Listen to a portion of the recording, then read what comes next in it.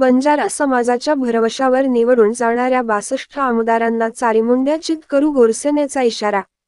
गोरबंजारा समाजावर प्राप्त आरक्षण वाचवण्याचे संकट असून समाजातील नव्हे तर बंजारा समाजाच्या मतावर निवडून येणारे एकही आमदार मंत्री विधिमंडळात कोण उघडत नाही, तेव्हा फक्त निवडणुकीत गोरबंजारा समाजाचा केवळ मतासाठी वापर करणाऱ्या कैक पुढाऱ्यांना येत्या विधानसभेच्या निवडणुकीत जोरदार धडा शिकवून चारीमुंड्या चित करू असा इशारा गोरसेनेने दिला आहे।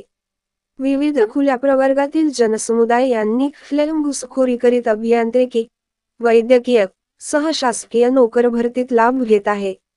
राजपूत जातीतील लोक भामटा शब्द लावून प्रमाणपत्र मिळवित असल्याने मूळ विमुख जातीय प्रवर्गातील 14 तत्सम जाती आरक्षणाचे अतोनात नुकसान होत आहे। म्हणून गोरसेना या संघटनेतर्फे संपूर्ण महाराष्ट्रात 2019 पासून ठिकठिकाणी आंदोलने होत आहे।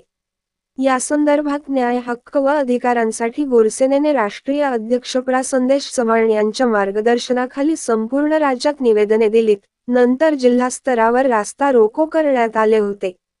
मोर्चा आंदोलने गोरसेनेने केले। मागण्या मान्य न झाल्यास येत्या निवडणुकीला संपूर्ण विमुख जातीय प्रवर्गातील जातीचे विशेषतः बंजारा जातीमध्ये तीव्र संताप निर्माण होऊन भविष्यात राज्य सरकारला फार मोठी किंमत चुकवावी लागणार असल्याची चर्चा आहे।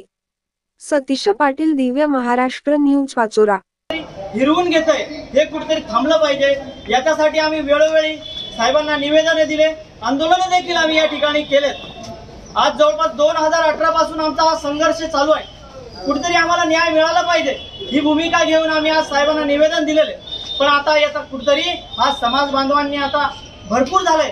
आता असं सांगायचंय, तुम्ही जर आमच्या समस्या जर आता जवळपास 15 दिवसात तर शासन प्रशासनाने जर समजून घेतलं नाही, आपल्या राज्याचे मुख्यमंत्री असतील, उपमुख्यमंत्री असतील, यांना देखील मला सांगायचं आहे, तुम्ही जर आमच्या समस्या समजून घेतल्या नाहीत तर येणाऱ्या काळात येणाऱ्या विधानसभेमध्ये याचा परिणाम देखील तुम्हाला भोगावा लागणार आहे। कारण हा समाज खूप मेहनतीचा समाज आहे। या देशाच्या, महाराष्ट्राच्या जडणघडणीला महत्त्वाचा असणारा हा समाज आहे आणि जवळपास 5 कोटी हा समाज तांड्यावाड्या वस्तीमध्ये राहणारा, मोलमजुरी करणारा हा समाज आहे आणि यांच्या हक्कामध्ये कुणीतरी अवैधरित्या घुसखोरी करतोय। विजय प्रवर्गामध्ये वेगवेगळे डॉक्युमेंट सादर करून कुठल्या तरी अधिकाऱ्या पुढाऱ्याच्या मार्गदर्शनाने, सपोर्टने कुठेतरी कोणीतरी ह्या सगळ्या